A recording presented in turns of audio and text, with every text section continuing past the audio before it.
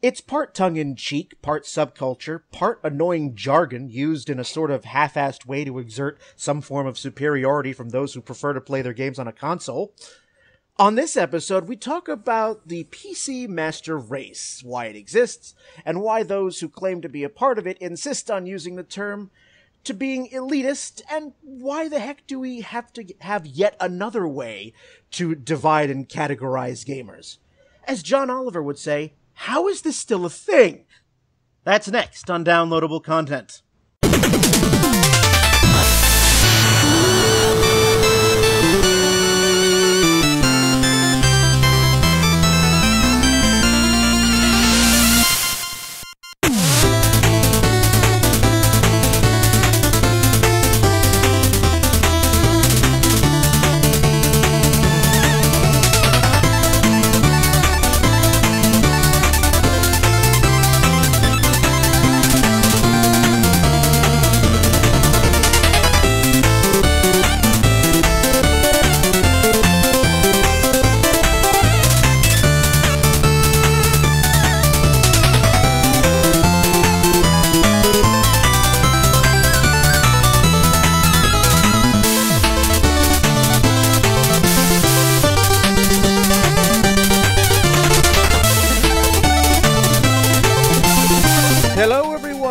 Downloadable Content. I'm Brian, and we have the co-host Ron. Hey everyone. We have Nick. Hello. We have Ryan. Yo. And clawing herself back from the abyss, we have Tanya. Welcome back. Hi. She lives. I live. How well she's living, we don't know, but she's here with us, and, you know, for the next 90 minutes or so, she'll be in relatively good hands, so. Before we get started on today's episode talking about the PC Master Race, just want to remind everyone out there that every single episode of Downloadable Content can be found on our shiny new website at www.dlcpodcast.com. You can get every single episode we've ever done. You can check out bios of the more frequent panelists. There are actually pictures up. You can see what we actually look like. You can find information about upcoming recordings. So if you ever want to be on an episode, you can get in touch. There's a feedback form. Send us questions, comments. All the links are there. Every episode is still on the usual places, iTunes, YouTube, Stitcher, but all of them have direct links. So take a look, have a listen, let us know what you think. Let us know if you want to be on an episode. It's all there. We won't bite. We appreciate all feedback. Please justify our existence.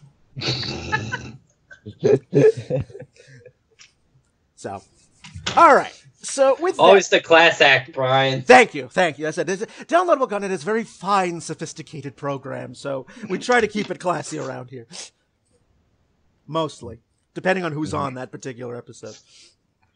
Also, then we're talking about. Then. Here we go. So yes, we're going to talk about the PC Master Race. It's a subject that came up that I wanted to talk about, more toward the beginning of this year because, for a long time, for most of my gaming life, as it were, all of my video gaming was exclusively done on consoles. I did not want to have anything to do with playing games on PC because, to me,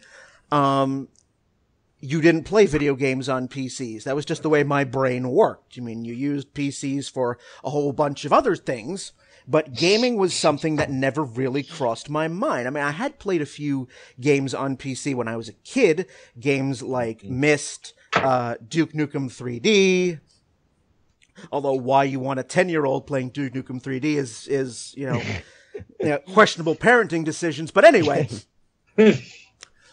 But the thing about most of these games, the thing that turned me off about PC gaming was the fact that most of the few games that I had played relied on the controls of a keyboard and a mouse. Whereas I am so used to a gaming console controller, it's like second nature to me. I pick up a video game controller and, it's like the back of my hand. I know how it works. I know how to use it. It feels comfortable. It feels natural. To me, playing a game on PC using a keyboard and mouse is kind of like relearning how to walk. It's like, what do these buttons do? What is this? Oh, I just killed it now. So it wasn't until really within the last couple of years that I started to play games on PC. I mean, and a large part of that is due to programs like Steam, which is, again, just this massive marketplace of games. And also the fact that games now you don't use just a keyboard and mouse. You can actually use a video game controller. So I had purchased a Xbox 360 controller that was for the PC. And, suddenly this door opened for me like, holy shit. What the hell have I been missing? And also in an era of games now where the idea of an exclusive title is largely, for all intents and purposes, doesn't really exist anymore. We have things like timed exclusives, things like that. But, you don't really find games anymore, at least not a lot of them, that are solely for PC or solely for one such console. So this sort of helped me get into the idea of, that gaming on a PC was actually something that, to me, was finally viable for the first time. Okay, your turn. I think the biggest issue, or I don't say issue, but barrier to entry for PC gaming in the past was always the hardware requirements, because not many people really know how to build the computer or how to upgrade their computer, or like do general PC maintenance even. So it's just like, how are you expected to know what you need for your console, or for not for your console, but for your PC, when you don't even know that, like, hey, there's fans inside the thing. Maybe you should clean the fans out every now and then. Junior, this computer's running slow again. I don't know what you did to it. I haven't touched to it in 4 months, Mom. You did something to it! But yeah, you're absolutely right as far as PC gaming is concerned. I mean, it's been around for ever. Yeah, it's been around forever. But I'm kind of in the same boat as you, Brian, I was exclusively console gaming for years because we never really had any computers, and when we did, they were secondhand POS computers that we were lucky we were able to get the email client to work on them. So I didn't really get into PC gaming until after college. My friend, who's now my roommate, was a big PC gamer, and he wanted to get into Borderlands, but refused to play with a controller. He wanted mouse and keyboard, which understandable for FPSs. And I agreed to, get into Steam and the entire PC world, if we could, play alongside and get Borderlands going. That's how I first got exposed to it. For me, nowadays, a keyboard and mouse really is second nature to me, and I almost prefer it more than a controller for some specific games, just because I feel like I have more options at my disposal.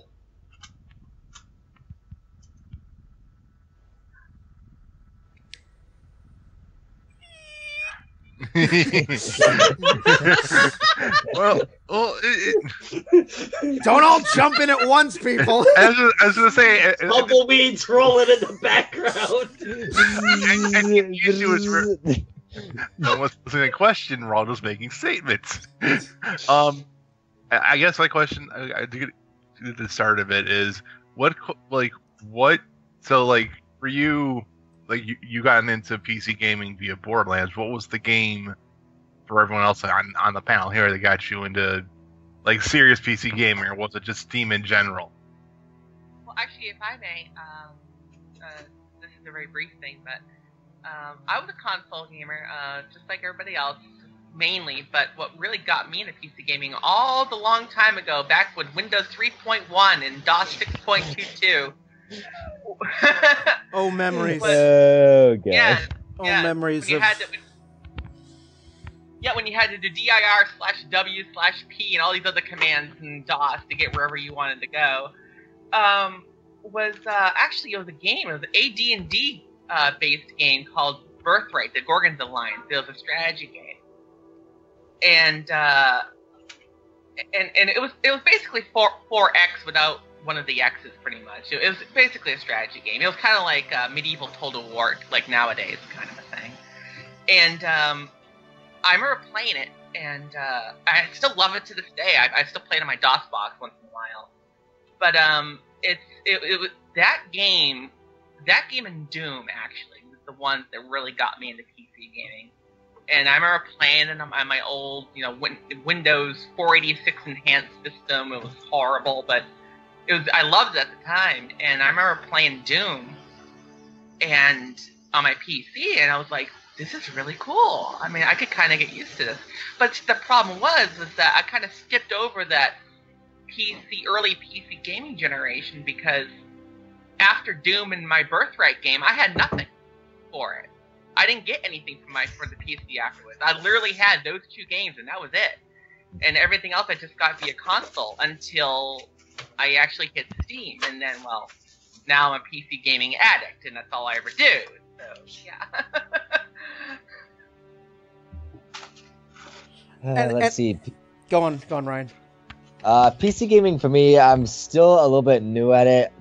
I'm actually I don't really go when it comes to PC gaming. I don't really go for the major titles, honestly. I like to go for I go for more like the indie titles and stuff like that, because I do like PC gaming to an extent, but the consoles are where I do the major stuff. But I do like seeing what Steam has for like a lot of the indie games and stuff. Like there are some things that some of my friends have recommended for me that I go through Steam, and it's like, hey, even if it's not like the most in-depth thing, it's still pretty fun to play. So I do some PC gaming. I would say I'm like major into it, but there are definitely games that I like better that are on PC than compared to consoles.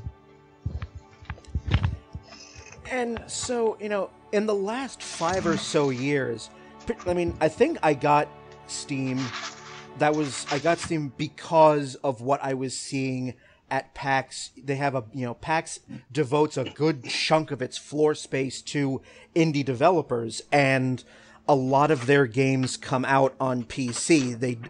Some of them will see a console release, like Bastion, for example, Castle Crashers, Battle Block Theater. You'll see some of those, but by and large, most indie developers, they make their games on PC, and so therefore you typically only find them on PC, and once the studio brings in money, then they'll see a console release. So I think that was my final push to join the ranks of the PC. And so, not to mention the fact that, yes, I think we all have some friends who do occasionally run their mouths about how PCs are better anyway. Hence the focal point of this entire episode. So, because some of their arguments was the fact that, PCs are already built to handle most of these games, why do you need a special piece of electronics when you already have something that can, play these games without the need for, a specialized console and spending of a fuck ton of money to purchase and play these games on. And, there's a point to that, and which I understood, but at the same time, I was not ready to, my brain was thinking, well, use keyboard and mouse. No, I'm not going to sit here, taking, baby's first tentative steps, hunting and pecking. Well, which button does this and which button does that? But, but because we all have some friends that, insist that PCs are the absolute way to go. No substitutions. You are weak and pathetic if you use a console. So, it's from there that we have the phrase, the quote-unquote, the PC master race. So, to dive into that part of the discussion, so we have a little history, courtesy of Lord Wikipedia. Hey. Of course. Well, I was looking to find out, when this whole term of the PC master race was actually first used. Oh, I actually know this bit of trivia, if you would like. Well, according to Wiki, so we'll see how well it matches your recollection, Nick. According to Wiki, the term PC gaming master race was first used in 2008 by Yahtzee over at zero punctuation over The Escapist. While he was it was an episode of his. He talked about having talking about exactly what this episode is about, the superiority of PC gaming, and kind of compared it a little bit to kind of Nazism. Yes. But the phrase stuck, and 8 years later, we still use that phrase a lot. It has its own subreddit. He was reviewing the game The Witcher, and as he explained that his initial intent, he was referring to Nazi Germany's master race ideology. It was meant to make fun of PC gamers who consider themselves superior to console gamers. He meant it as a joke. The actual quote is, he says, "What quickly becomes obvious is that Witcher is very much a PC-exclusive game, which are typically designed to be as complex and unintuitive as possible, so that those dirty console-playing peasants don't ruin it for the glorious PC gaming master race." So he intended it to be an ironic quote, and the PC gaming community latched onto it and embraced it. Yep, that sounds like it. To be fair, they do have a very they give off that air of superiority compared to the console people, even before 2008. Probably in the early 90s, I would say, since Doom, PC people would give off the air of, we are superior to your console peasant scrubs with your limited hardware and locked development cycles, compared to the Wild West and of the PC gaming world, where hardware is not determined by a corporate budget, but by however much money you want to spend on your PC, and then you spend $1,000 on your components, build it, and then everything gets replaced in 6 months because the new stuff just came out. The only thing that's missing, Ron, is an evil laugh. You were sounding like a corporate villain there for a good second. It just needed a mwahaha at the end of that. I'm sure you can fix that in post. We'll fix that in post. But Yahtzee was explaining this. It was a later interview, and in this interview he's quoted as saying, about the whole term, the PC master race. He said, "It was intended to be ironic, to illustrate what I perceived at the time to be an elitist attitude among a certain kind of PC gamer. People who invested in expensive gaming PCs and continually spend money to make sure that the tech in their brightly lit tower cases is up to date. Who actually prefer games that are temperamental to get running and that have complicated keyboard interfaces just because it discourages new or casual players who in some way taint the entire community with their presence. I meant it as a dig." Well, actually, there is one game that is very notorious for that kind of idea, in a sense. Everything sure by EA. No. No.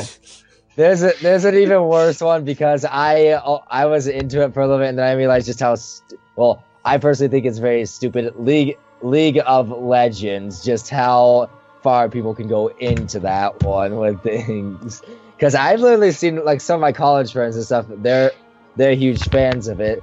So I see them, and at not at the one college I'm at right now, but at my previous college, we had what was called LAN Fest, so that's everybody hooking up to their Ethernet cables and stuff, and they were all getting on their games. And the majority that the PC was on was League of Legends. And I'm like, are you people serious? You're gonna take up all that damn bandwidth, and we can't play this other stuff? And they're like, hush, peasants. League of Legends requires our attentions. You just play off in the background. We must do this. And I'm like, yep, here they go. Before that, it was Halo. So oh yeah, don't Halo, feel World bad. of Warcraft, EverQuest. Yeah. You could go back, you know. Let's see if I can do the chronology of Snoopy Snotty PC Gamer. Doom into Baldur's Gate, into Neverwinter Nights, into Halo, into World of Warcraft, into Halo again, probably, if we're being completely honest, into Crisis, into League of Legends, and now we're kind of looking, probably Dark Souls, actually, probably the next one. Well, Yep. but now here's the thing. I mean, I don't think that particular label applies anymore, because I think with the advent of digital distribution in the last few years or so, you know, the lines are blurred. Games you can buy on a PlayStation 4 or Xbox One are almost definitely going to be available for PC. So for me, it kind of seems like it's outlived its usefulness. I wouldn't necessarily say that that the event of digital distribution is what's replacing PC gaming, but I think it is because of the perceived notion that PC gaming is expensive, that people who are getting into gaming, or people who may not be as well, or especially among like the lower incomes, use consoles as the way to,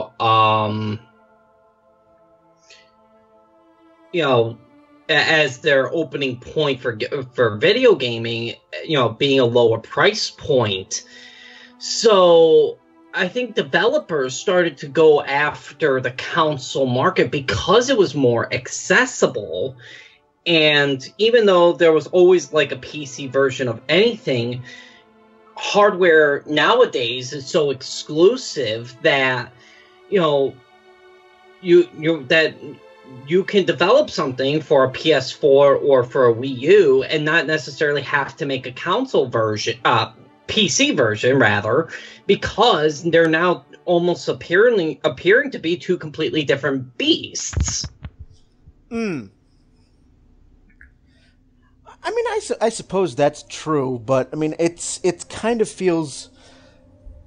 I don't really want to say that digital distribution is replacing PC gaming, but it feels like the whole idea that we don't have exclusive games anymore is just kind of there's no need for that division of I'm a PC gamer and I'm I'm above you filthy console gamers. Well, look at how console gaming has caught up in terms of what it's actually capable of doing. You can argue with what consoles can do. I mean, you can watch TV, you can stream services. For example, like I'll use this because the pay-per-views tonight, wrestling. You can watch it on PC or any of the game systems, I think, with the exception of Wii U. You can watch Hulu, Netflix, anything that really I could do with a computer, I can almost do with a console now.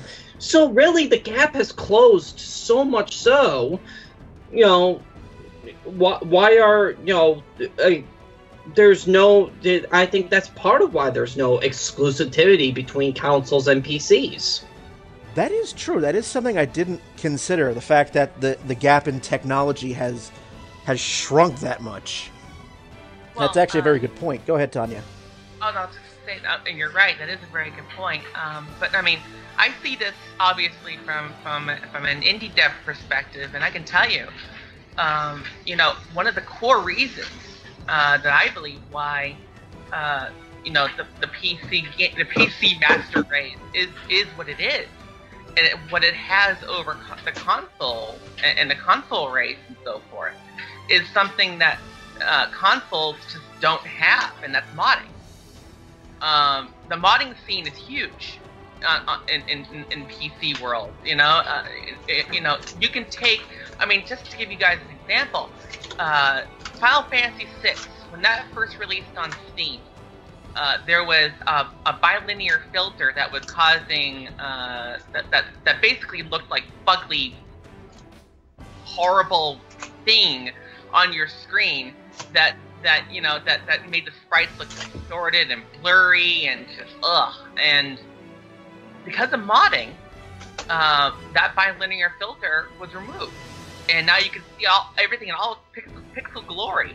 And if you have the right setup with your NVIDIA card or something like that, like I do, then you can just put it on 4x VR filtering, and there you go. All of a sudden, you have a game looking tremendous, all because of modding.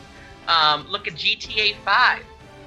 There's thousands upon thousands of mods for that game for PC, but you won't see that for the console versions. You won't see that for the Xbox or the PS4 or anything like that because of what it is. I mean, games are made on PC. I mean, I can tell you right now, whether you're making a game for iOS, Android, PS4, Xbox One, or anything like that, or Wii, and even like Wii U, you're making a game on a PC. So it's every conception of every game you've ever played, except for like obviously the early stages of gaming. But like every conception of every game you pretty much played recently has started out on PC. Even the so-called exclusives started out on PC and in the conception room and in the development room. So, I mean, yeah, is digital distribution replacing PC gaming, PC, sales and whatnot?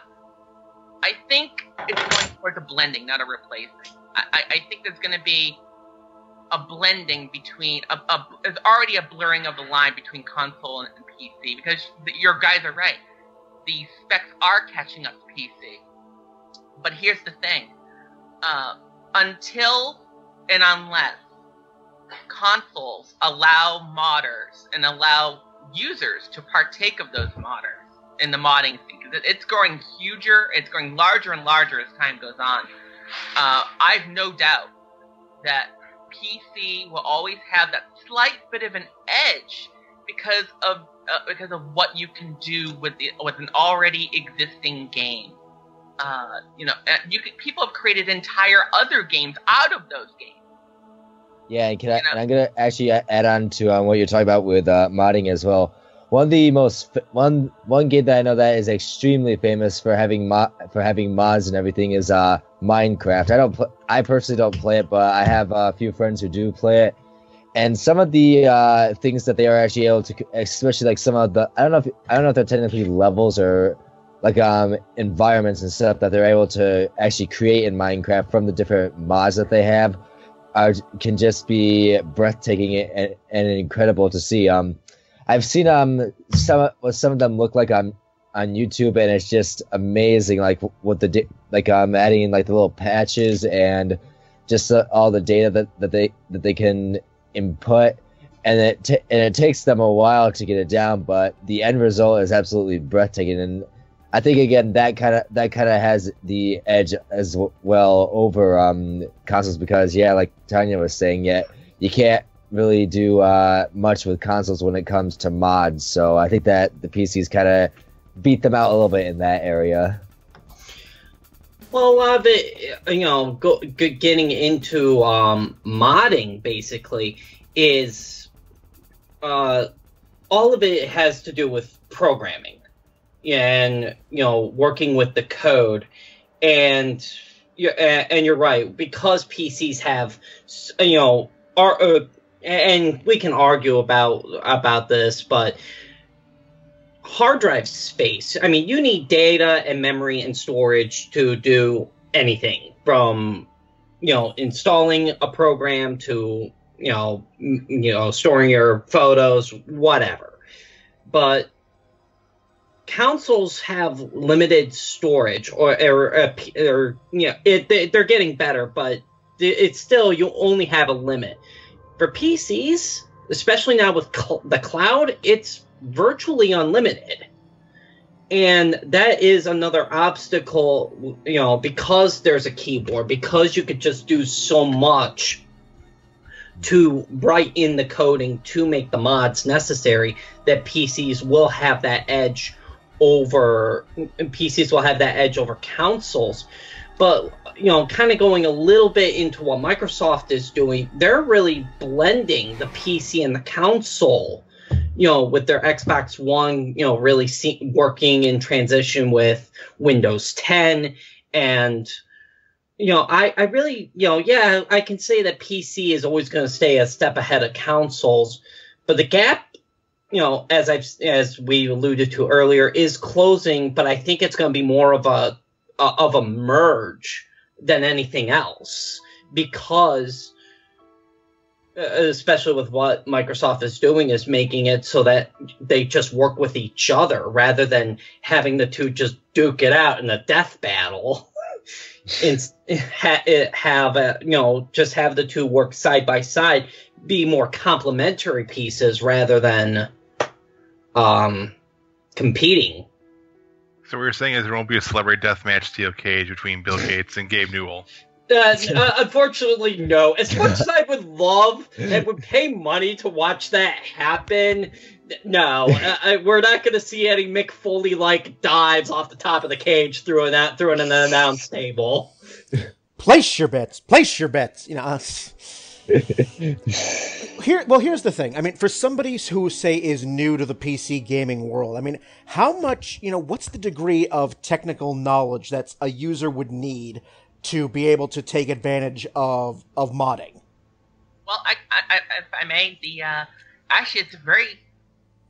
The barrier to entry for modding, there is no barrier anymore. I mean, honestly, perfect example. There was a girl on my team, actually, who was an intern, and she's never done PC gaming before until now. She's been console only. I should say Nintendo exclusive only. And yeah, so right, so to be young and from the 1990s. Yeah. So she's never done PC gaming or modding or anything like that. So so she got herself a game, and there were some mods for it. So I said, this is what you do. You just follow the steps. That's the thing. There are now, with every mod, pretty much, that comes out, there's always a detailed manual or some sort of a fact or something like that, or just a detailed step-by-step process of what you do. And even if you have and this woman doesn't have any experience, and she managed to get 5 mods installed for her game, and I didn't help her at all. This is a woman who's never done PC gaming before, so the barrier to entry from mods is that there really isn't a barrier anymore, and I think that's the point, is that you're not going to find much of a barrier anymore. You can go on, say, you can go onto the Steam community forums and you can look for Final Fantasy modding, and I guarantee you, if you have no idea what you're doing with your computer, you follow the step-by-step how it's listed, and you'll get a good idea of how to do it, or if not being able to do it on your own without any help. The modding community is very helpful, and they're very detailed and thorough, and I think that's really the point, is that you just don't see that on console, and it's because the nature of the console. I mean, sure, you can mod your consoles, but I mean, the scene isn't there though. The scene is on PC, and the support is on PC, and you get frequent updates on PC.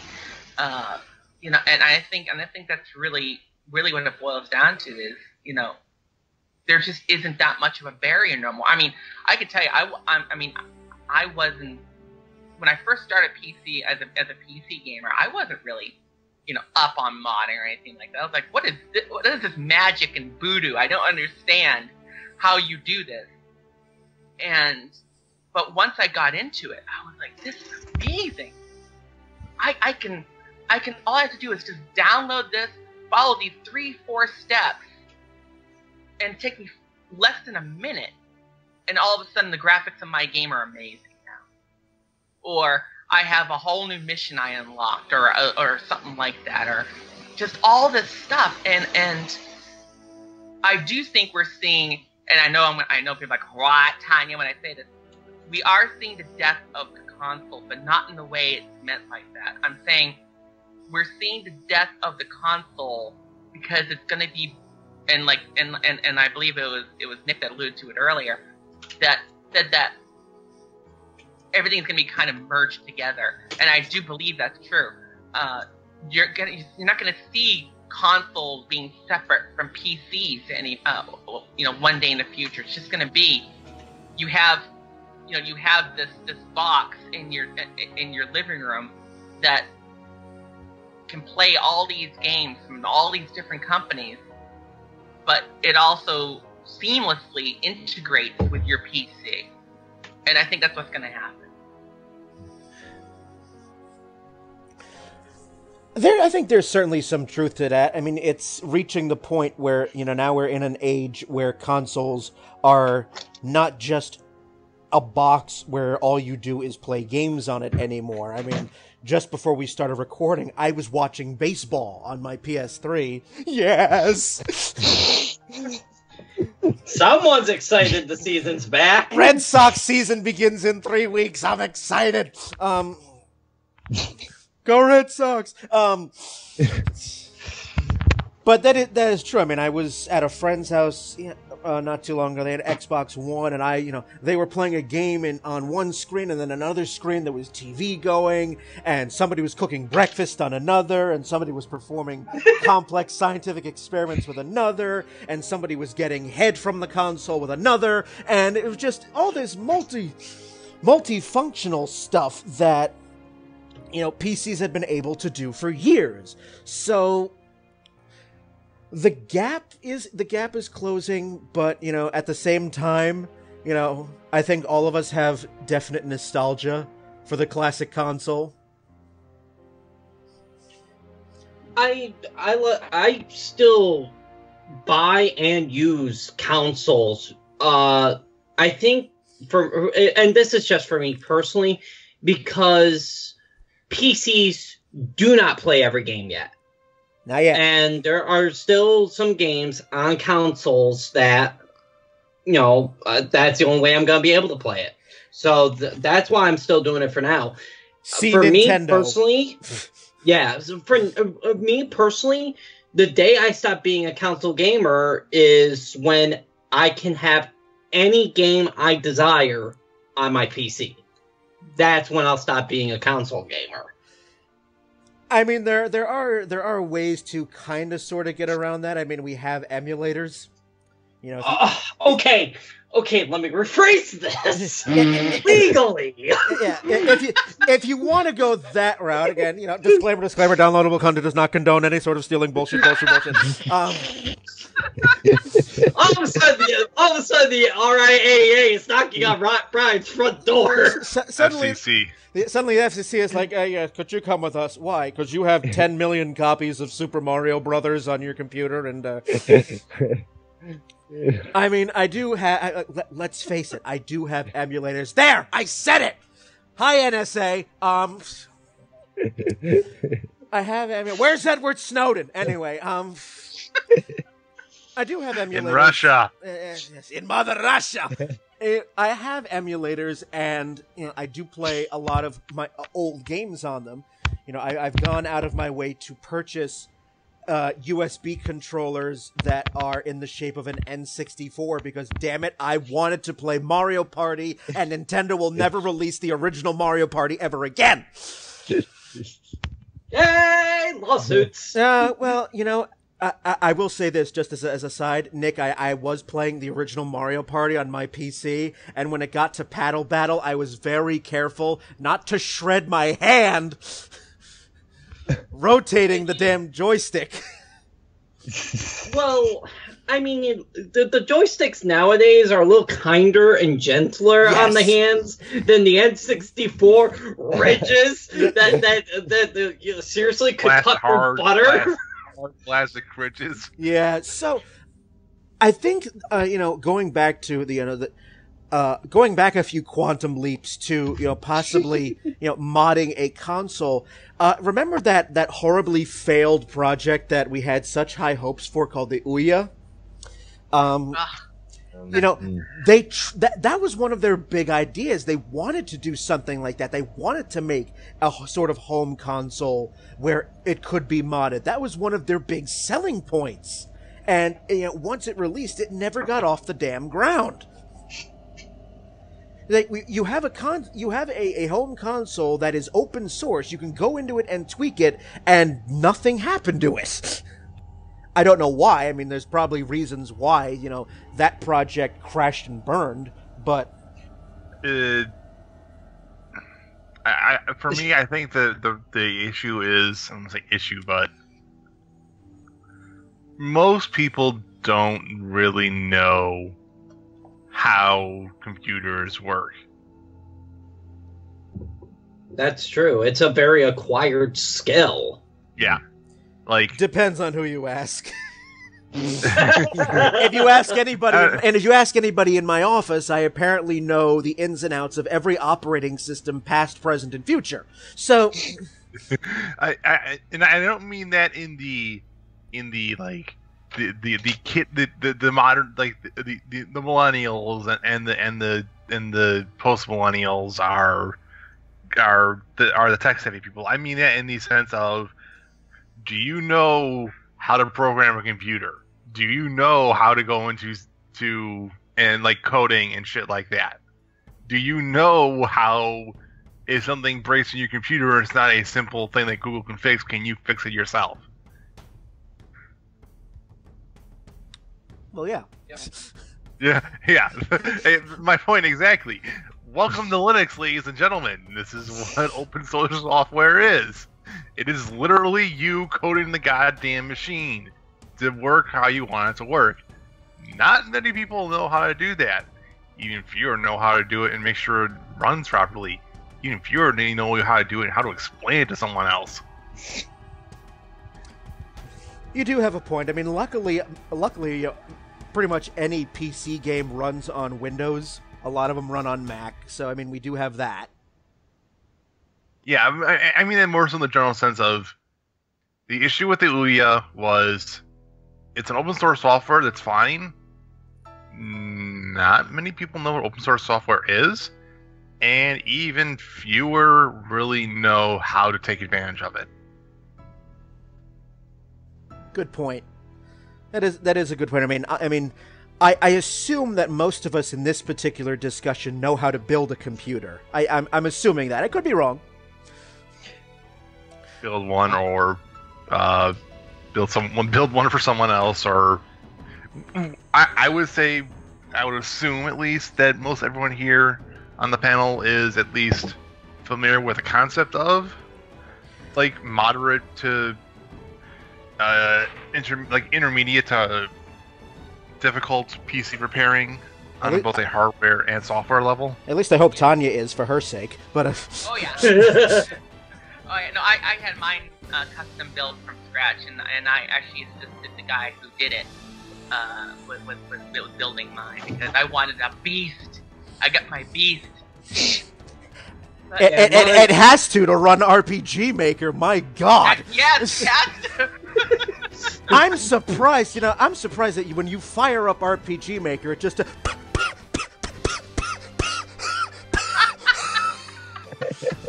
That was my old MacBook trying to open up Photoshop. I can't imagine.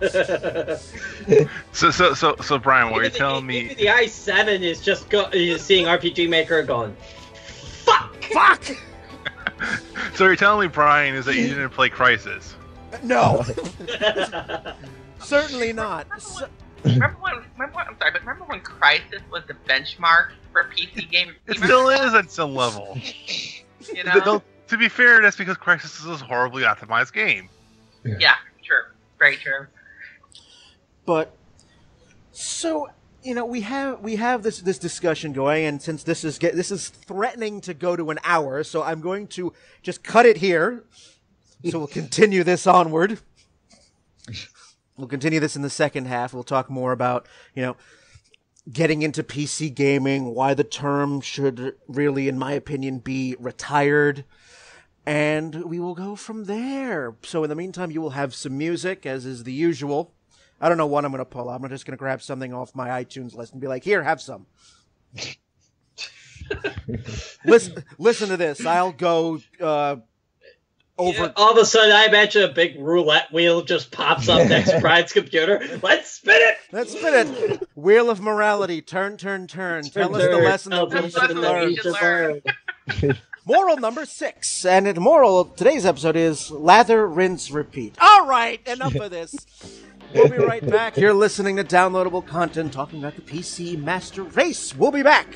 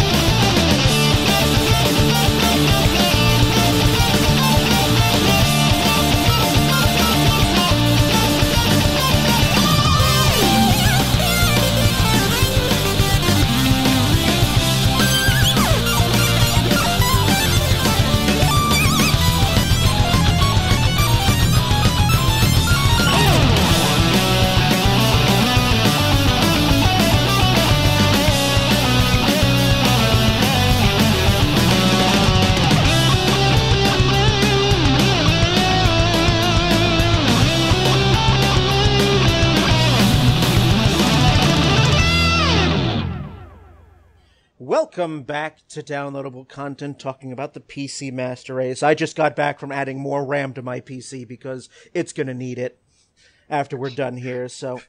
Downloaded some more RAM. You can download some more RAM. That's a good one. What? Download. I know you can partition more RAM from your hard drive to your computer, but man, download it. God, we're really going up on tech right now. Really, shit. Where's my replicator? Fuck Corsair. I won't give them the money. I'll just download it myself. Apparently, no one's ever seen that TV commercial. All right. Nope. Apparently, that was a reference that was lost on everybody. Okay. Brief history.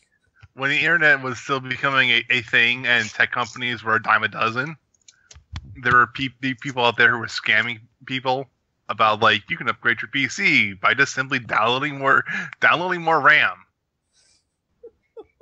And this was back in like 2003, 2004, 2005. I can get it on my Netscapes, but yeah.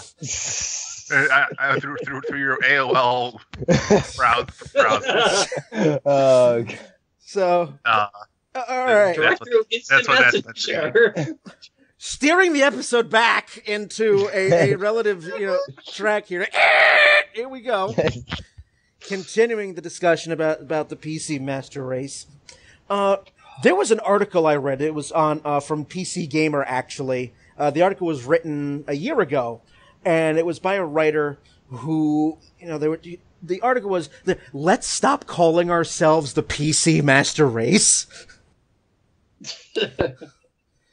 because of how the article is written, it makes me feel that there has to be more than one person out there who probably, wants to, maybe change the name a bit, because with a name like PC Master Race and the name and the stereotypes that it implies, there are probably those who are big PC gamers who probably want to be like, can we not?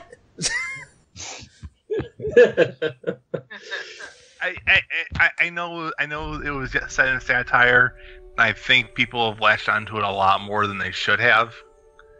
I understand the idea behind it, like what they're trying to say when they say that, and that the PC can do everything that a console can do and more. But I don't know. There's no other, I don't say elegant way, but a simpler way of saying it at the moment.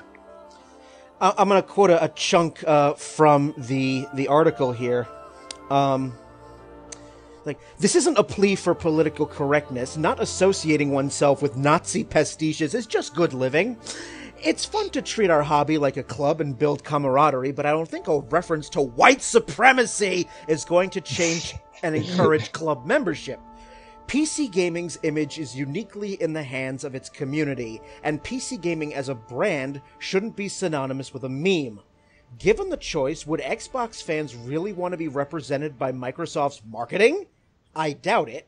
And yet with 300,000 subscribers on the PC Master Race subreddit, it seems we've chosen Advice Animals and MS Paint Scribbles as our ambassadors. I know there are better ways to express our enthusiasm and creativity. That said, I really do like the subreddit's pleasantly welcoming primer, which declares that to join the glorious PC Gaming Master Race, all you just need is a PC that suits your gaming needs. That's nice, but that inclusivity is undermined by a cultish attitude which addresses everyone collectively as brothers. It's in jest, but it hardly feels inviting, and for what? Old memes, screen grabs of peasantry, and dat GPU, though, plastered on a photo of a GTX 970? I can stay off Reddit if I don't care for it, but the PC Master Race attitude has spread much further than that. It's becoming our perceived identity. So, I think the writer has a valid point. I mean, the PC gaming the PC Master Race subreddit, it presents itself, on its page as, a welcoming environment. But at the same time, there are people in that subreddit who play to the stereotype. It's stereotypes, it's in-jokes, it's things like that. I know, and no one that is new to the scene is going to get those jokes. And it's kind of like the, I'm trying to remember what it is. but like it's like an old boys club mentality almost, where like you try to get someone who has someone new that joins the club, and is trying to like meet the current members, be friendly and be helpful, and like become new friends with them or something like that, and they're just kind of like being kind but not really explaining everything, and having them learn it like they were forced to learn it back when they first joined, and it's not being a general more welcoming and understanding crowd. Anyone else want to jump in? I do not Reddit, so. You do not Reddit, okay. I do not Reddit. The thing with, this whole, the master race label, I think for a lot of people it's a sense of,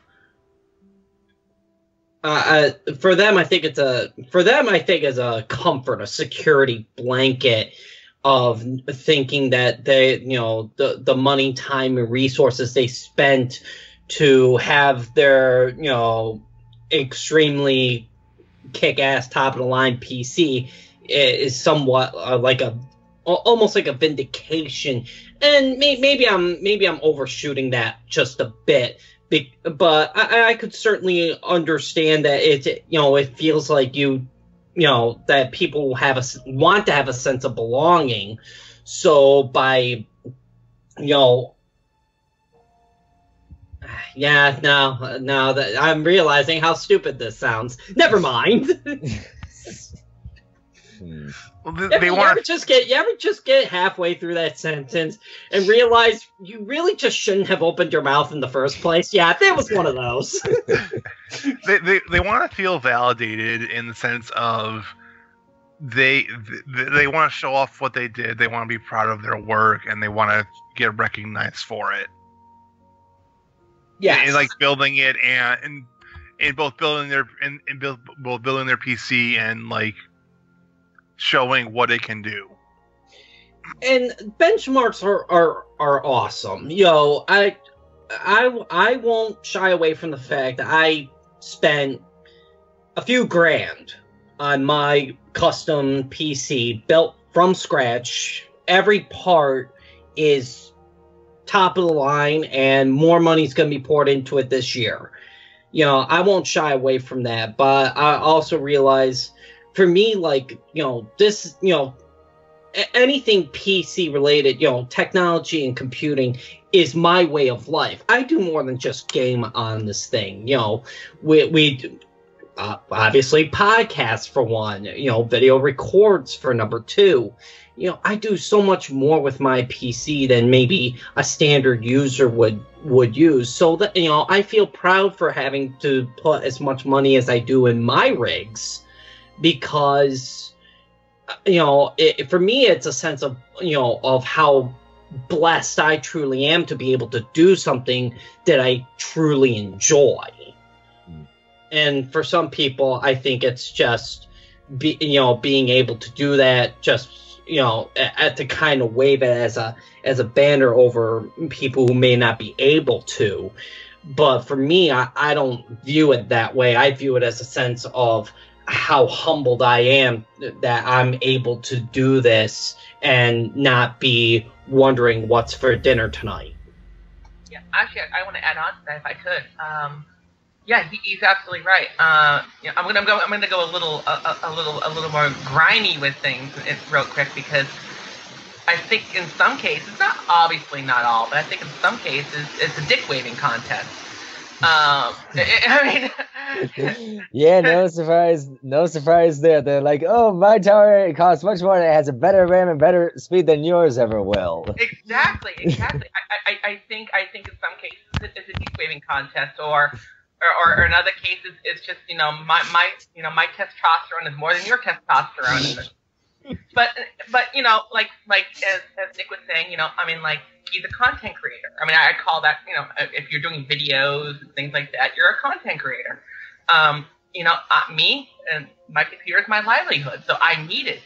a computer that's going to be up to snuff. I mean, yeah, I could brag, oh, I've got a GTX 970 in my computer. I've got blah, blah, blah, blah, blah. But I don't do that because I don't need to.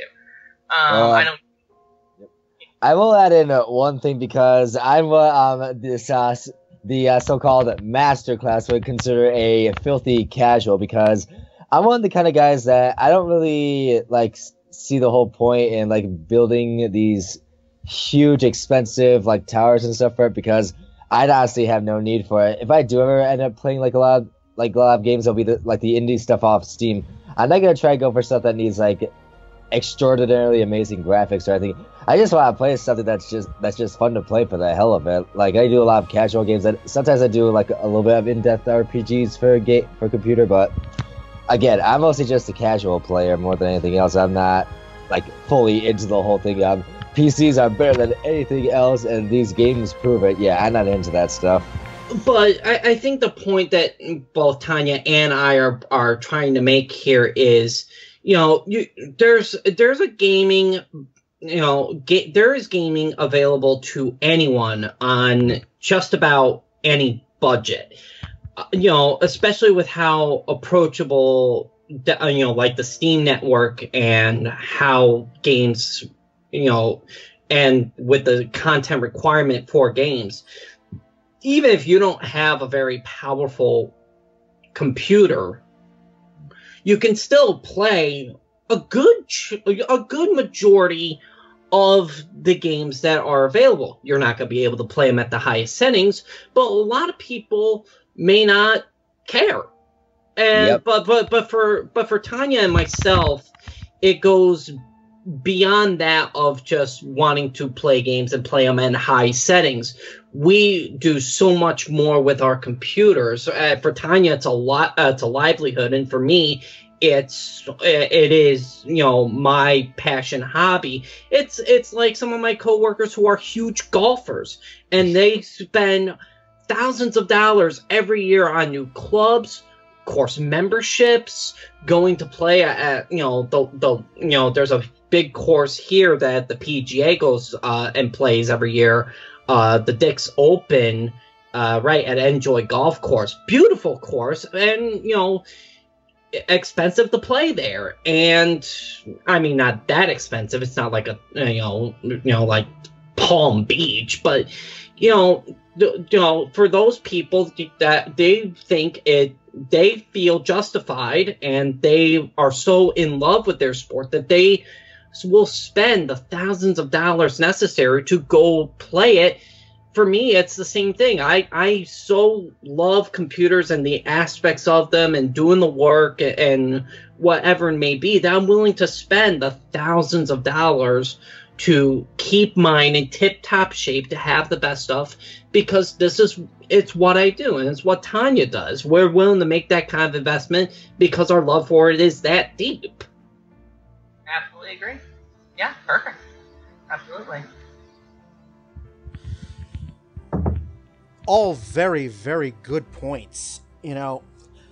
I try to go back to, I've always, and I say this on Downloadable Content a lot, I personally believe that video games are meant to be all-inclusive. We shouldn't have these sort of divisive labels that divide gamers into various ranks of superiority. Because, that sort of stuff just reeks of the whole Gamergate clusterfuck, and that's not a topic I'm going to go anywhere near.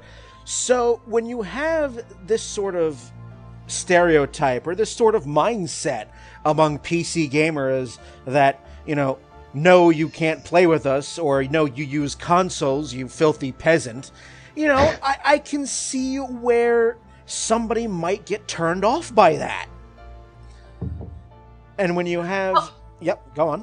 Oh, no, I'm sorry. No, I was just going to say, well, I also have to put a little bit of blame, actually, on the industry itself, because, and I mean, just a little bit. I mean, obviously it's on people, but I think some, I don't know about you guys, but some, I think of this whole PC master race thing. I think that really comes from the fact that you have a bunch of players who are, especially, I mean, multiplayer on PC. I mean, come on. I mean, we're talking millions of people here, you know. I won't touch it. Yeah, you know, but I don't do multiplayer on PC. I do not. I stay away from anything multiplayer on PC. But there are millions of people who do. But here's the thing: there is right now, as we speak. I mean, obviously, Xbox is, you know, Microsoft's working to you know, make it more seamless, but they're just one. But I mean, if you have somebody who's playing, you know, a game on PS4 and they're your friend, you know, and they're over in California or whatever, and you want to play with them, the same game that they're playing, but you have yours on PC, you're not going to be able to. And I think there's a disconnect there because of the nature of console versus PC. Because right now they're not seamlessly integrated, and there are, and multiplayer element I think does add into that where, you know, they're like, well, you know, I have my community over here. You have your community over there because we can't talk to each other. That gap is closing, though. For example, as much as I make fun of Street Fighter V and how it's an incomplete game, the one thing they did right, and I will give credit to Capcom on this. Oh, don't you dare! You can play as much as I love to. You can have Street Fighter V on PC, and your friend can have it on PS4, and you guys can play. There is no barrier in terms of PS4 only server or PC only server. You can play on PS4 and PC and be on the same colloquial Street Fighter V server. But that's more so because of how Capcom, I think, designed it. And also the fact that they said fuck you to Microsoft, so, and not deal with that issue, because that would be because of how Microsoft and the Xbox have their server set up. Like, I don't think it's communicates as easily as it used to with Xbox Live. Like, I mean, if we're being completely brutally honest here, a PS4 by and large is just a PC. It just has its own proprietary Sony operating system on it. Yeah, they're all x86 architecture now. So yeah. Yeah. I mean, they all use what? The same, NVIDIA or AMD chipsets. It's all, anything that you find in the game systems nowadays is not too far off than what you find in a computer anymore. And kind of what we were saying earlier about consoles and PCs really closing that gap. It's starting to get to be all the same. Yeah, it's like, and the reason why is there's actually two reasons why. One is we're reaching a literal physics limit of we can't make it smaller and faster because physics doesn't allow us to. And the other issue is it's just cheaper. It's cheaper for them to make a basically a PC with a proprietary operating system than to try and design a brand new chipset like they did for the Xbox 360 and the PS3, which had like what the hell do they call the PS3's chipset? The Cell or some shit like that. Yeah, something like that. Yeah, whereas basically like six processors all operating in tandem together in this weird amalgamation of fusing that not many things can emulate it easily. Mm-hmm. Compared to the PS4, where it's quite literally an Intel processor, it's quite literally an NVIDIA graphics card, it's quite literally a rather commonplace motherboard and RAM and everything like that. Like, the people, when they gave literal PC specs for the PS4 and priced it out, and it costs about the same to build it on a PC as it does to buy the PS4. And, which kind of comes to this point of exclusivity is expensive. If you have, I don't know what the install bases are for the systems. We obviously know PC has millions and millions and millions of users. But, have a company design something exclusively for a single system or for or just for PC only, it's expensive because the install bases for all these other competing consoles are so big that companies look at that and go, well, I want a slice of that pie too. Some people do tend to forget that this is ultimately a business, and the ultimate goal is to earn money. And if I'm making something, if I'm a game developer and I'm making something for the PS4, and Sony's telling me I shouldn't make it for the Xbox One, but I see their 10 million user install base, I see that and I see dollar signs. Why wouldn't I want to go make something for the Xbox One when it's not that much harder to do? And then and why shouldn't I, unless I'm paid a lot, and I mean a lot of money to do so? And it's and for that very reason, that it's just all of it's starting to become one and the same, with the only differences being what name is on the freaking box, and that's all you're really paying for. It's what you're spending several $100s on is name brand. I gotta add on to that because Nick made an awesome point there, actually, and good. Thank you, Nick. Actually, that's a very good point. I can tell you right now, as an indie dev, you want to get your game everywhere. You do. You want to get as many platforms as possible because, Nick's absolutely right. You want to take advantage of all of each install base because there are millions upon millions of people. And let me tell you, I can tell you from a technical perspective real quick that it's easy. Once you have a game done, say you do it in the Unity engine, you can literally click a button and click on PS4 and it'll convert the code over and there you go. Or you can click on Wii U, it'll convert the code over and there you go. Literally, it is a click of a button in order for me to put my games on PS4.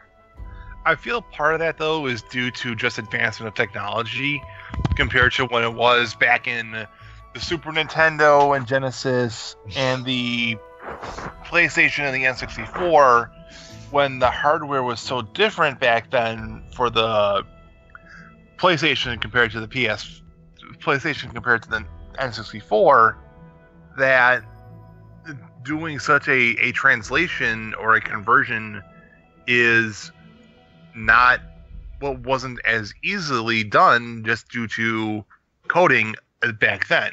I feel like Absolutely. that's an advancement that came about during the PS3 and the 360 era, when the advent of downloadable content came through, and the beginning of having the cloud storage like that. That's just I feel like this progression and the loss of exclusivity is due to partly due to the business side of just wanting more money and making more money, but also due to technology getting to a point now where processors are so fast, CPUs are so fast, there's so much RAM and memory available, and the coding has gotten better, that it's easy and cheap. It's literally a click of a button to code your game for PS4, for Wii U, for PC, for Android, for iOS, and for Xbox. That's partially due to, that's due to the coding of the various game engines because of the technology being available for it compared to back then. Well, yeah. Absolutely. Yeah, I was going to say, just back then, back in like the SNES days and N64 and PS1, especially PS1, you had to get an SDK kit. You had to get an SDK dev kit to get your games going, and you had to use a special environment, and you had to test your games on the PS1 or whatever it was. There was, and these SDK, these dev kits were insanely expensive. But now, You just go into a Unity engine, RPG Maker engine, and literally, you just publish to wherever platform you have a license to, and there you go. That's all you got to do. And you're right. The exclusivity barrier is definitely fading, and I'm really happy about that, because give me more games on my PC. More games. I think unless it's for certain companies, i.e. like Nintendo and Sony, I think are the only companies left that have any sort of exclusivity franchise, i.e. Mario, Zelda, Uncharted, things like that. Like, those are, like, by and large, any third-party person is going to want their game to be on as many consoles and systems and operating devices as they can get it, just to get them more money. And for those exclusive titles, they're usually a first party thing, like the Nintendo and stuff like that. It's and even then I feel like that eventually is going to fade, because the business people of those companies are going to be like, hey, we can make more money if we put this on Steam or what have you. And like, all we gotta do is just be like, hey, here's the game for the console first, but then a year, 18 months down the road, when we release the Game of the Year version, because that's another thing that's going to be happening for like every game that comes out that sells well, is that here's the Game of the Year version with all the DLC, and by the way, it's going to be on console and it's going to be on Steam. And kind of rope this back into the PC master race labeling of it all, is because of what Tanya was saying, of how it is so easy to just convert the code to work on just about anything you damn well please. There is really, the barriers of what makes, of why something should only be on a PC or Sony or Microsoft is just gone. It's completely gone. So, what's the difference whether you play the game with a controller or whether you play the game with a keyboard and a mouse? Really, it starts boiling down to just simple preferences. And even then, there's modifications you can put up that you can. I know there's one that you can connect your controller, your PS4 controller, and have your mouse and keyboard service the control functions instead. Some people use that for Destiny, since there's no PC version for Destiny, for reasons that escape me. But it's not just you. They escaped the entire gaming community. Let's be honest here. But that's the point I'm getting at, is really all these barriers that were there in the past. And I think it really is down to a technology thing of all the barriers that prevented us in the past of just having any game on any platform really is gone, because everything is just so seamless now, of just having all the hardware requirements be the same, and the coding's the same, and I can't account for what coding system it is, but C is the basic building block of computers. C++ is still widely used by any programmer I speak to. It's really all the same anymore, because the technology barriers that is basically gone. The only exclusivity, there we go, that's left is because Nintendo makes games and their systems, and Sony makes games and their systems, and that's the only reason why there's any of that still remaining. I will say this, that for me, the biggest barrier to entry for PC gaming was the control setup. It wasn't, what box I was playing it on. It was the controller. Since I have been playing video games on consoles for 25 out of the 30 years of my life, I do not want to play games on a PC, and I still don't. I still want to play PC games that use a keyboard and mouse setup. So once it was made known to me that I could plug in an Xbox 360 controller or any other USB controller in the shape of a controller that I know and love. Once it was made known to me that was a viable option, I went, well, all right, let's go ahead.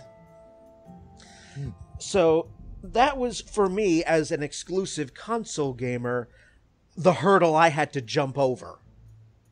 Although I will say, there's a type of PC game that, if I can get they actually aren't probably all that hard to get a hold of. I think they're called the world building games or something like that, because I think those ones are exclusive only to PCs. It's like with the Sid Meier's Civilization and I think that's what the brand of them are called, these Civilization games. I think those ones are exclusive only to PC, or are they for consoles at all? They're more like world building simulator games, but even then, some of them are not PC exclusive.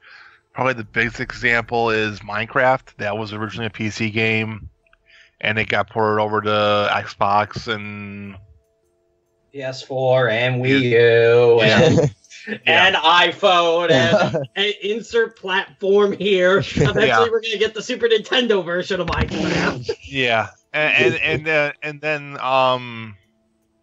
like Terraria and some other games like that were PC originally, but then they got eventually put on console. Those types of games were originally PC and almost exclusively stayed on PC because they had a relatively interesting install base where, like, you had to be a fan of that type of genre to begin with to want to play, to get the game. Well, yeah. And that's not an easy thing that you could do on a console because of the keyboard and mouse. It compares to the controller. With the controller, you only have a certain number of buttons and keys and directions you can do, whereas with the PC, you have all the keys that you can do with various commands, like an MMO, and what's the other one that I'm thinking of? You're thinking RTS? Yeah, RTS, flight simulators, things like that. Like StarCraft. Like, those games are pretty hard to do with a controller compared to a keyboard and mouse, just due to more input options available that you can keep buying more commands to. Yeah, I wouldn't be surprised if we start getting, dumbed down versions of those for consoles anyway, just because of the accessibility factor. It wouldn't surprise me if they start doing those, multiple button clicks. I mean, they did it for Dragon Age. I couldn't imagine why they couldn't do it for anything else. So I think that barrier will be short-lived as well. I mean, I still think it's a barrier because that was always sort of an issue with getting. I don't know. Maybe Brian can attest to this. SimCity, like, that was a game that I can remember seeing on both console and PC, but I thought the console version was a lot clunkier because you had to do, like, pause the game and literally go through, like, use the D-pad to arrow through like 4 or 5 different options, and then go on the map and place your buildings and stuff like that. Compared to, I just hit R for roads and then start building my roads, or I hit B for building and start building my houses and my business landscape, or what have you. Each version of each version of SimCity, has to be formatted for the platform that it's coming out on. So some of the SimCity games, like there's a SimCity DS for fuck's sake. So you have to you had to modify the SimCity game so it could use the you had to take the technical limitations of the DS into account. So it can work, and somebody said earlier that you already have to kind of be a fan of those games anyway. I've played SimCity. It drives me nuts. I have no patience for that. I want to be God now. I don't want to have to build it up. and like flight simulator games are almost PC exclusive too. I know that like there's similar. There are a couple of them on console, like your Pilot Wings or your Star Foxers or what have you. But I like quite literally Flight Simulator 2016. As far as I know, the only thing that can play that is a PC. I don't think there is a Flight Simulator 2016. 2015, 2014, whatever. Yeah, I can remember a long time ago for my old desktop. I think that was what I forget. It's not a 90.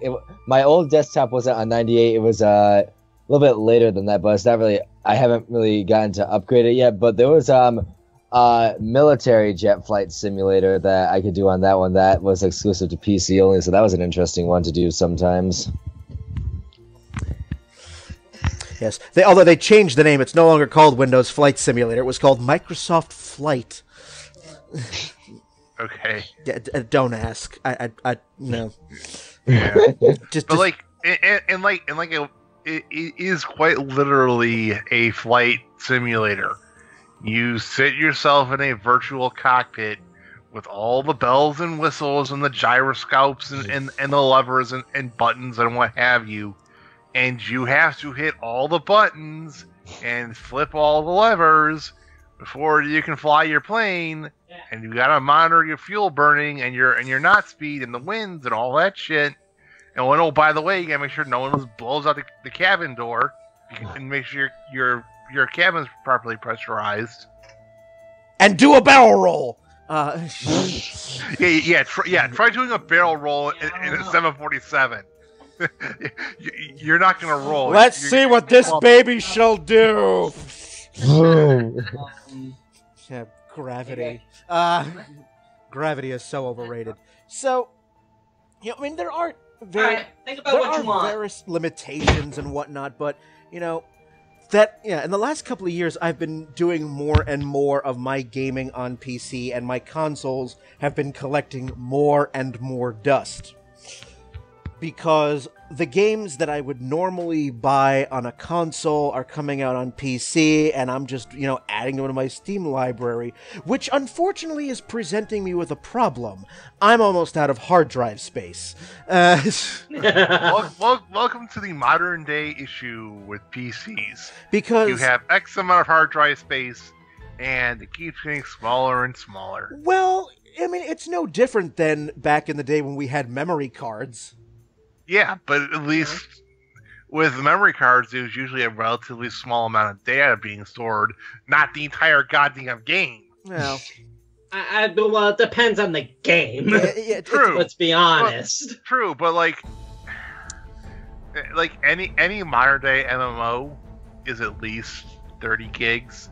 Most modern day console games are at least 30 gigs. Well, I've eliminated the first problem. I don't play MMOs. That's problem number one. But still, the issue is that you have only so much hard drive space, and sure, terabyte hard drives exist and things like that. But Brian, I'm sure you and I can test this better than anyone else. How large is your art folder? How large is your resources folder? Large enough that I have that I use an external hard drive. If I took all of the photography that I've taken and all the files I have edited on my Photoshop, I have it all on an external hard drive, and because I'm paranoid, I have a backup of the backup. Yes. And for me personally, if I took all the art that I've done, it's over 100 gigs, and that's it. Oh, okay, mind you, most of my stuff is actual physical copies. I don't scan half of the stuff that I do. Oh, you still use paper? You're one of those. Oh yes. I'm one of. Wow, you just sound like a dick, Brian. Yes, this is the art master race, damn it! Oh my God.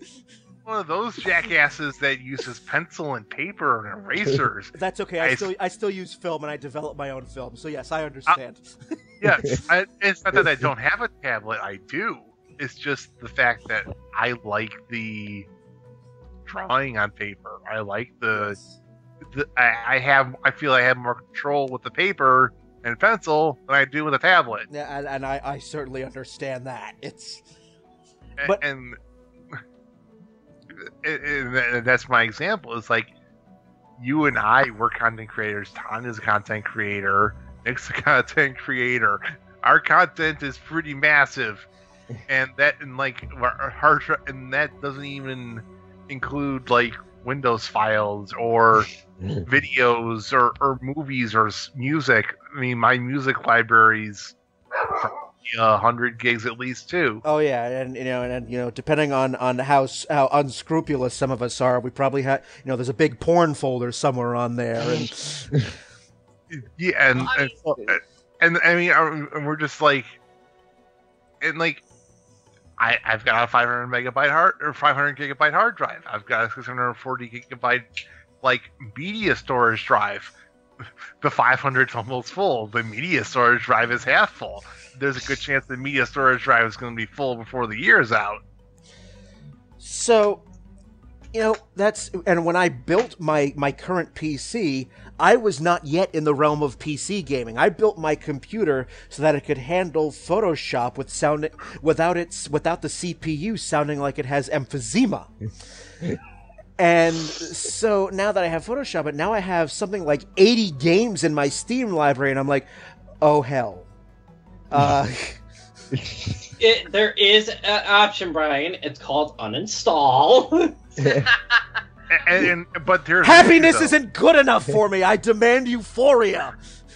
But here's an issue though: is that for Americans, this may not be an issue because unlimited bandwidth or what have you. But what if you're in like Australia or New Zealand or Venezuela, where you have a limited amount of data that you get per month just due to population density, or you're in bumfuck nowhere and your only source of internet is over a satellite dish with questionable signal strength to begin with. Like, do you really want to try and download and reinstall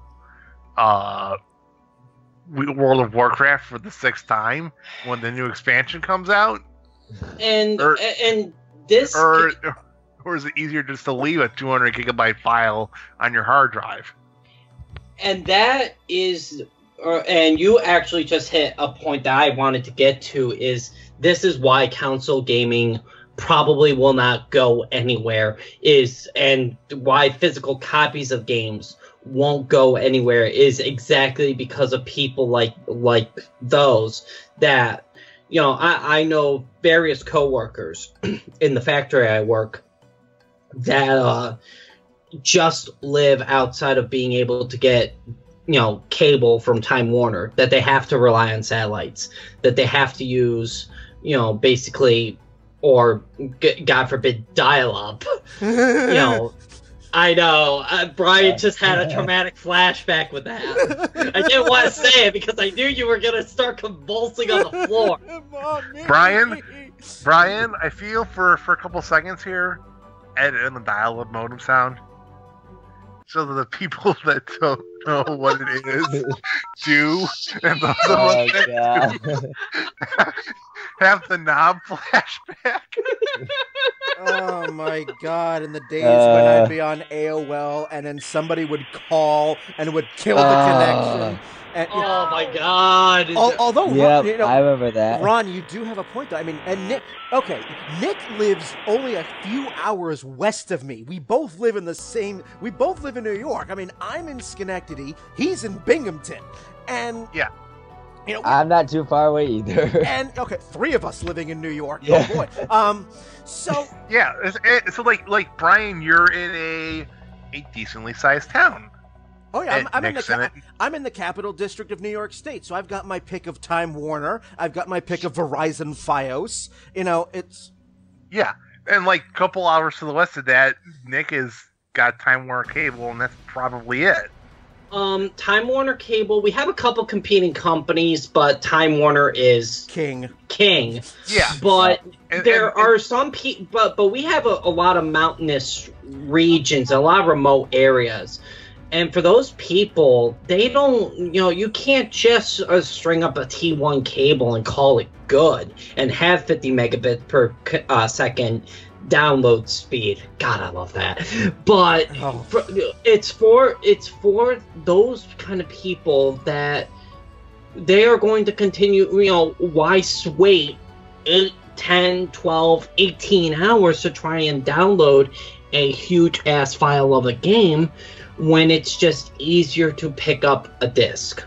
I mean, I played an MMO. I played Final Fantasy 14, the reboot of Final Fantasy 14. I was gonna say. I'm sorry. Yeah, it was actually a fun game, but I'll get into that later. I played with someone who was in Australia, and he bought the physical game copy because he literally had a download limit of 30 gigs. The install data on Final Fantasy 14 is like 20 at least. And so you already like, used 2/3 of your data for the month. Yeah, and just in downloading the game. And he's like, I'm going to buy the physical copy of the disc, and then I'll just use my data over the course of the month, just playing the game and normal browsing. And like he will like portion out his data with himself and his roommates, and be like, you guys have to monitor this shit because if we go over, we get hit with a fee, and it's literally like $10 per 100 megabytes. And Good that adds Christ! and that shit adds up fast. No, Yeah. actually, I'd like to ask a question that relates to that, actually, because that brings up a good point. There's a game releasing very soon that I'm going to buy day one. It's called Final Fantasy IX on Steam. Oh. And this PS1 game it's been updated and so forth. Now it's 20 gigs. Okay, go on. Exactly. Thanks, Brian. Exactly. But this game is 20 gigs now. A PS1 game went from, I think, like 700 MB, I think, in total. So It was a 4-disc game. Yeah, 4-disc game. So roughly 3 gigs is now 20. Is now 20 because of updated visuals. Because I believe now they're incorporating the original HD assets of the backdrops there in the environment into the game. That's why it's taken so long to release on Steam, apparently. But yeah, this game's coming out. It's 20 gigs. You can't get it. You can't get this version of a game that most of us probably have already played physically. You can only get it digitally, but it's 20 gigs. So really, my question is, what do you do? And I mean you in general, but what do you do if there's a game that, say, is widely known and it's being re-released?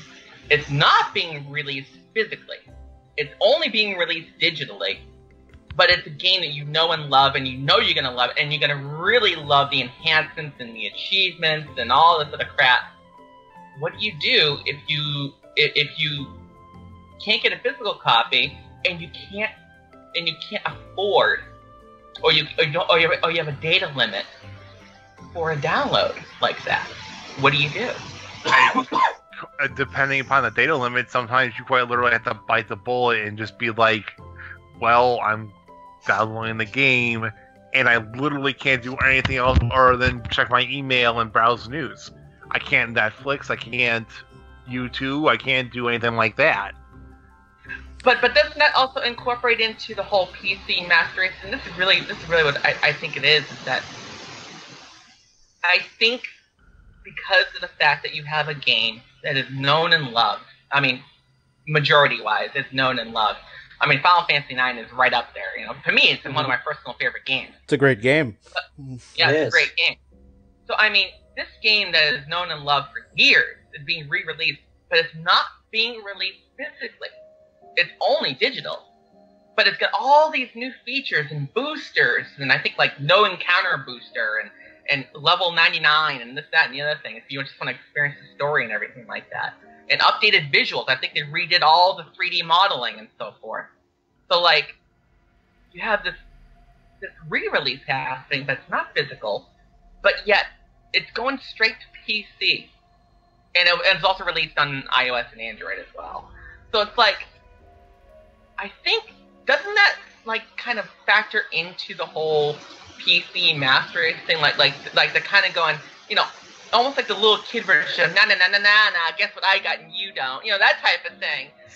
It's like, you know, these PC gamers, they go, well, you know, we have Final Fantasy IX on Steam, and it's got this, and this. Sure, you could go back and play your PS1 copy, but it doesn't. But it won't look good on an HD TV. Or if it does look okay on an HD TV, you're not going to have the boosters. You're not going to have the achievements. You're not going to have the updated visuals. You're not going to have any of that. So it's like, and I think that's a part of the reason why, because there's games like that. I mean, I could point to any number of Final Fantasy games on Steam, and it's kind of the same deal. I mean, yeah, some of them are, you know, sprites kind of suck, but, you know, that's beside the point. But, like, you know, you could take games that were released on Nintendo DS, even like Final Fantasy IV. That's the DS version on Steam. It's updated. It's got updated visuals. It has achievements. It has other, you know, it has a difficulty setting. That's just off the top of my head. That was for Nintendo DS. What if you don't have your Nintendo DS anymore? How are you gonna play that DS version that you know and love? You're gonna buy it on Steam. And I believe that game on Steam, if I remember correctly, is something like, what, like 5 gigs? For a let me check. Let me check. I have it on my files. Yeah, I have no idea. I totally forget how big it is. Probably something small. But I know they updated the visuals and they updated all that. So it's like, you know, and I think that's kind of that. And I think we're seeing it. You're seeing re-releases of games on consoles for PC that have been updated or have added features and achievements. Let me tell you, some people just buy games just because of achievements. They're achievement hunters everywhere. To answer your question for Final Fantasy IV, it is 715 megabytes. Oh, wow, so it's under a gig. Wow, holy damn, I can't believe it. But now, actually, that's still, though, think about that. 715 megabytes, you said? 750, yep. How big was the original DS game? I think it was like 60 MB. Yep. So think about that. Well, the original was, yeah, it was small. It was small. It was like 40, 50 MB, something like that. DS games were only like between 30 and 60 MB, I think. That's about it. And then we get even better yet. The original Final Fantasy IV, the Super Nintendo Final Fantasy IV, the file size was what, like KB, like 512 KB or something? I think it was 2 megs.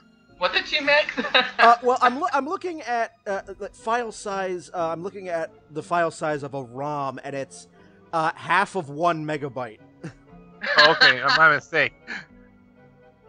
Yeah, so I mean, so there you go. I mean, yeah, these games on PC, these re-releases, especially Grandia 2 Anniversary Edition. Now this is perfect. I love Grandia 2.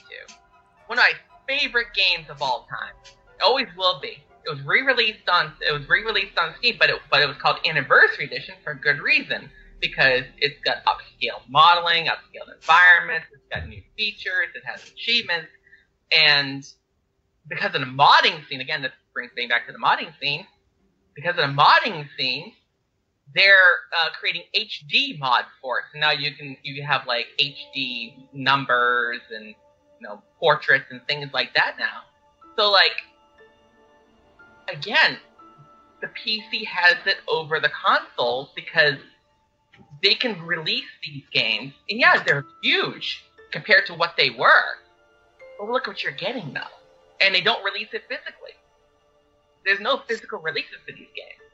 So I mean, and to bring it back to the business perspective, why would I, as a game dev, and this is true, why would I, as a game dev, want to have overhead, want to have to invest thousands upon thousands, not a few $1 million into creating a physical product, when I know I can get my game out on Steam and digital means for what? The split is usually 70-30 in my favor, and I have no overhead. So and that's really what it boils down to, and I believe it was was it Ron that said it, that it's a business. That was Nick. And yeah, was it Nick? It was Nick who said it's a business. This is a business, and as a business owner, I can tell you, I'm not going to put, even if I have a greatest hit type game, I'm not going to put my game and invest thousands upon thousands of dollars of my company's cash into physical copies when I know it's going to sell more and do better on PC, and I won't have to wait, and I won't have to worry about overhead. I won't have to worry about making physical copies. And that's why you're seeing digital take over. That's why eventually, and not right away, but I'm going to say within 10 years, maybe 15, physical copies of games are going to become just completely retro. It's going to be retro. It's going to be considered obsolete, and it's going to be a thing of the past. Because business-wise, as a game dev, we want to be able to cut our overhead costs and put out games without having to spend all this money on physical means. There's no point of it anymore. And that's all I got to say about that. And the problem with that, and why the digital distribution is going to be a problem, is, say we do go fully digital, the people who live out in the sticks or does not have access to great internet or is on a data restriction, they're going to be in a lot of trouble. And, yeah, they are. Yeah. And, is that really helping out, say, the PC market as a result of that? Yeah, it's going to work out for people like myself, and that's why, PCs are still going to dominate. But I really don't see physical copies of games going anywhere anytime soon until we have a full, until it reaches to such a huge percentage of the gaming base that it would not be a huge detriment to not make physical copies. Not making a physical copy is not going to cost you that much money in blown profits or potential profits, because it's, the cost to make it versus the profit you would potentially receive is just not meeting. Well, I mean, and while I agree with you for the most part, I mean, I can tell you that, and I can tell you that the profit that is generated, let's say, Chronicles of a Dark Lord, yes, shameless plug, releases in GameStop, and for a physical copy, I can tell you right now, I'm making far less in profit on a physical copy over in GameStop as a brand new copy, right? Than than I am on Steam, because I'm only getting maybe 20% as opposed to a 70-30 split in my favor. So I mean, that's one major reason why I'm saying that you're gonna see it event. It's not soon, but you're gonna see it eventually happen where there will not be physical copies. And now the second reason, and this is kind of cruel to these folks, and again, you know, it's gonna sound kind of callous of game devs and other companies to feel this way, but this is, again, it is a business. The simple fact is the amount of people that have data caps or that are still on dial-up or are not able to afford the base requirements necessary for gaming nowadays in their PCs is rapidly dwindling. Yep. And that's the reason why you're seeing AAA devs releasing their games on Steam. This is why you're seeing $60 games on Steam. Let me tell you, they would not be releasing their games on, especially AAA devs would not be releasing their games on Steam unless they were confident that there was enough of an install base and enough people who have minimum requirement gaming rigs, who have minimum requirement internet connections, in order to actually make a profit. They would not do it. So actually now those people that I was talking about earlier are now a minority. And we don't cater to minority, we cater to majority. Right. And that's the direction it's all going towards as far as the accessibility aspect is concerned. And yes, eventually we are going to get to the point where, you know, I think we're right now kind of like at that halfway point. So I agree with you. And I think companies are seeing it that physical copies is just not going to be the way to go anymore. What's hitting the rumor mills is that the Nintendo's next system, the NX, won't have a disk drive. Everything. I didn't know that. Oh wow. Well, everything will be digital. Or SD cards. Or SD cards. So we're kind of already arriving to that point. I think we are kind of at the halfway mark of between the haves and the have-nots, and it's going to eventually get to the point as coverage and as the cost of having accessible internet is getting cheaper and cheaper. I think that people having satellite or data limitations or anything like that is the exception and not the rule. So I can totally agree that, yeah, I think we are going to reach that point eventually. It's just there's going to be a gray period in that time frame when we do make that jump to fully digital, that there's going to be a few years where it's going to really suck for some people.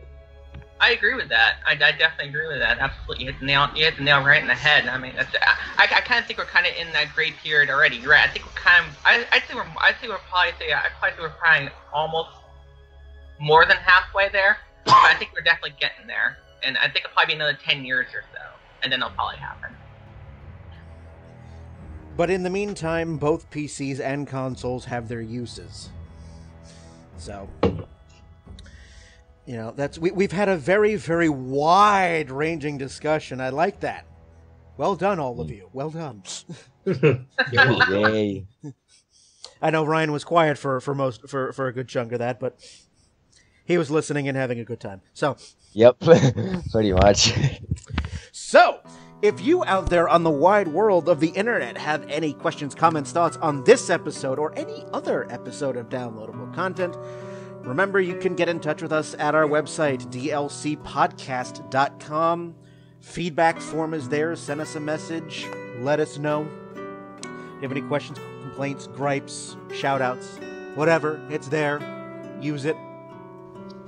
And so, once again, it remains for me to thank Ron, Ryan, Nick, and Tanya for being on this episode with me. A lot of fun, you guys. Thank you very much.